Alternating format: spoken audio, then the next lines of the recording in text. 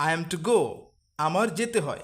I was to go, আমার যেতে হতো। আই হ্যাভ টু গো, আমার যেতে হবে। আই এম টু রাইট, আমার লিখতে হয়। আই ওয়াজ টু রাইট, আমার লিখতে হতো। আই হ্যাভ টু রাইট, আমার লিখতে হবে। এভাবে এই প্যাটার্নটি ব্যবহার করে কারো কোনো কাজ করতে হয় এমন অর্থ প্রকাশ করে অসংখ্য ইংরেজি সেন্টেন্স তৈরি করা যায়। এবং একটি বিষয় উল্লেখ্য, বর্তমানে কারো কোনো কাজ করতে হয় এমন অর্থ প্রকাশের জন্য সাবজেক্টের পর এম টু অথবা ইজ টু অথবা আর টু তারপর মূল ভার্ব বসাতে হয়।